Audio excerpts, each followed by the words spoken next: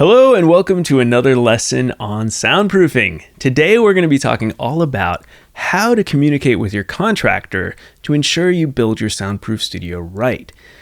As many of you know, once you get to the point of having researched a ton about how to build a soundproof studio, the next step, if you're not going to do it all yourself, is to unfortunately teach someone else how to do it. So in this lesson, I'm going to teach you all of the things you need to think through and the best way to communicate the design to your contractor. Before we jump in, I do have a free resource for you. This is my free soundproofing workshop. It is 45 minutes of in-depth teaching going over everything you need in your design to create a successful home recording studio. To watch that and start learning right away, just go to soundproofyourstudio.com/workshop. That is soundproofyourstudio.com/workshop. All right, let's jump into this lesson on how to teach your contractor how to build a soundproof home recording studio. All right, first let's talk about the communication challenge. Contractors by nature are really good at what they do, but what they do is usually not something specialized like soundproofing.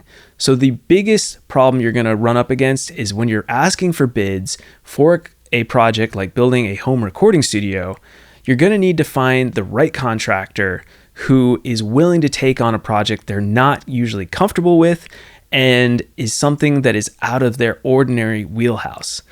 So the downsides to this communication problem is that right away, you might find that when you reach out to contractors, they're not going to get back to you. They're going to ghost you. And that's just part of the issue.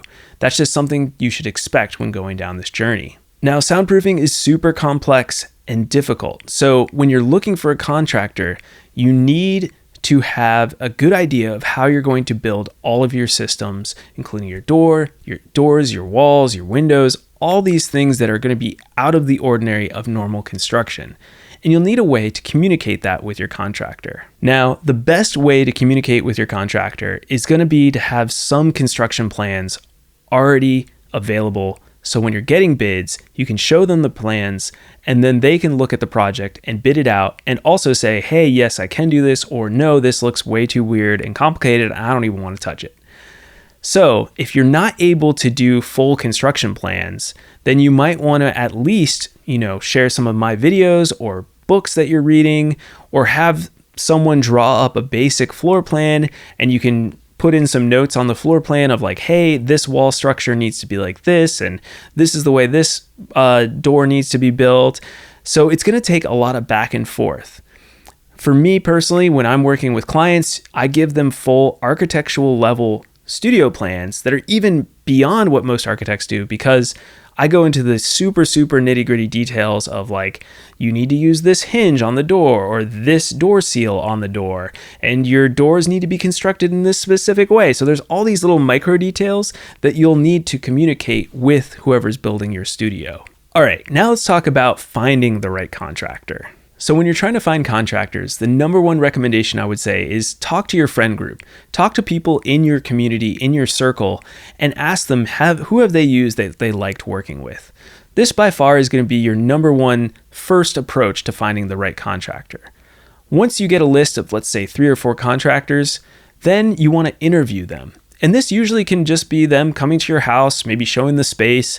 And ultimately what you're trying to do at this phase is just get a feel, get a gut instinct for how is this person? How well do we communicate together? Do I like this person? Do I want to spend the next 6 months to a year working with this person? Do I trust this person? This is all gut instinct human stuff. So this is not anything technical. This is just using your ability to decide whether this is somebody you want to actually work with. Now, contrary to what you might be thinking, you're also looking for someone who doesn't have any soundproofing experience or home recording studio experience. I know, that's pretty illogical, but the reason is that the people who say they know how to build a recording studio usually have either minimal experience or they're going to do it a very specific way that is not necessarily the best way to do it. And if you've been watching a lot of my videos on this channel and learning about soundproofing, you probably have a good idea of what is and is not a good idea. And if you hire someone who says they're a soundproofing expert, they're going to do everything for you, and you will have no say over what can and cannot be done because you hired the soundproofing expert. You didn't hire just a contractor that you're then going to teach.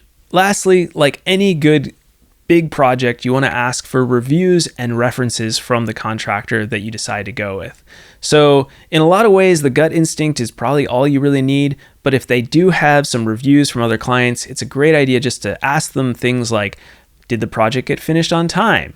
Was it on budget? Were they easy to work with? These are just general life skills that a contractor should have and have nothing to do with soundproofing, but will help with your project overall. Next, as you're interviewing your contractor, you definitely want to ask, how do you want to communicate the nitty-gritty stuff about soundproofing?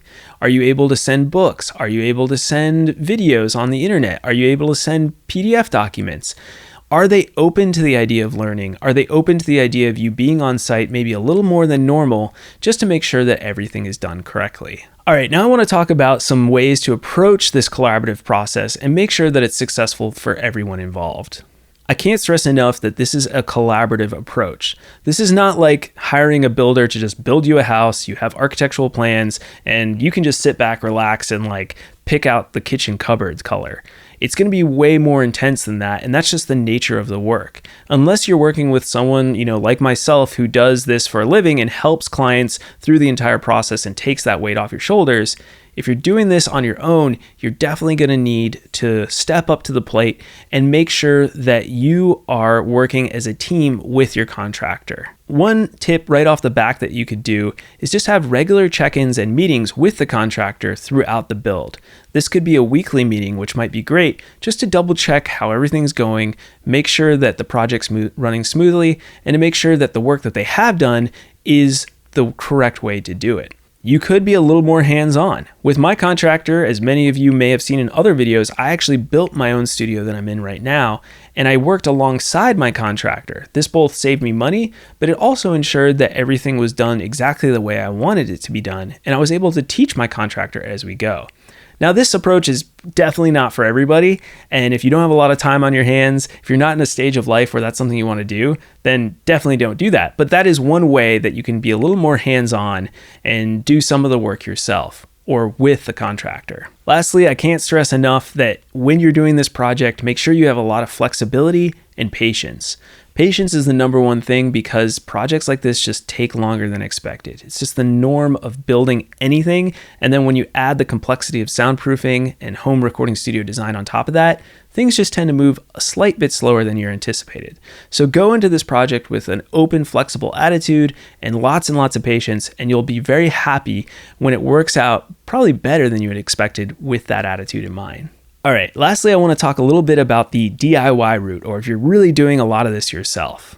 The number one thing, if you're going to be building this yourself or with very little help from someone who's a professional builder, is to just educate yourself. So if you're watching a ton of videos like this, you're on the right track. Make sure to buy some books. I have some books in the description that I highly recommend that will just educate you on everything you need to know about how to build a home recording studio.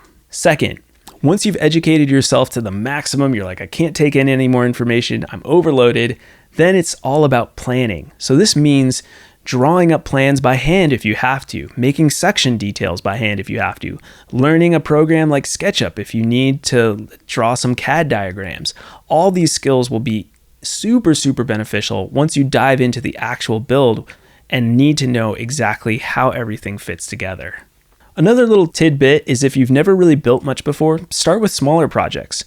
Maybe start with doing a home improvement project around the house that could get you used to the tools that you're going to be using. For my studio, actually, I didn't intend for this to happen, but I actually built a wall inside my house with my contractor first. So this was like a smaller, couple $1,000 project. And then from there, I'd actually already gotten some construction experience with him. We had worked together already, and we're like, yeah, this worked really well. And then we transitioned to building the big studio out back, which was like essentially building a house from the ground up. And so that first project really prepared me for what the experience was going to be like. So if you're hiring a builder and you need something else done on your house, a great benefit is say, hey, let me try this builder out with, say, like a small remodel job, and then I'll use them again for a larger job. Lastly, if you are doing this 100% yourself, DIY, make sure to seek help when necessary. So if you need to hire an electrician, hire the electrician. If you need to hire an HVAC technician to install the HVAC system, do it. I can't recommend that enough. If you need to hire a contractor to do a specific part like drywall, which is really, really terrible to do on your own, then do that.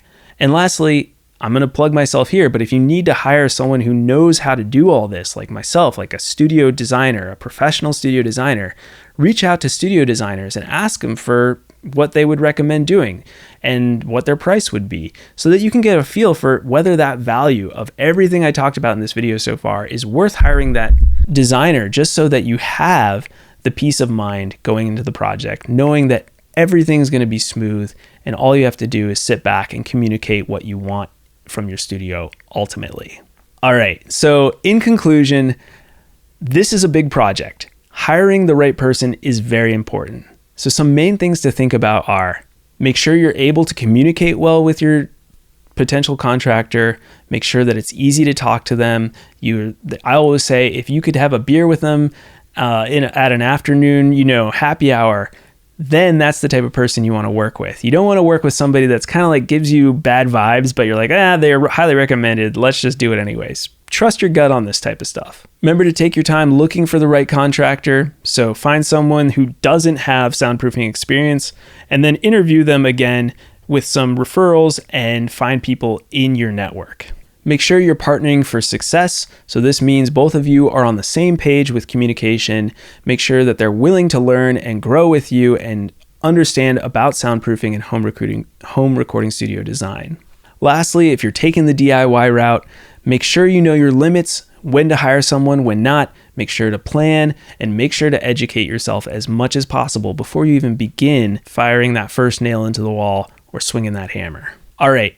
I hope you guys have enjoyed this lesson, kind of a different approach to soundproofing, but one that many people don't maybe think about a lot, which is the people skills of finding a contractor. So definitely take this advice, go out and find a great contractor and start building your home recording studio. If you are on this journey though, check out that free soundproofing workshop. It's going to be probably your best single-handedly 45-minute video that you'll watch to just kind of pull everything together about building a home recording studio.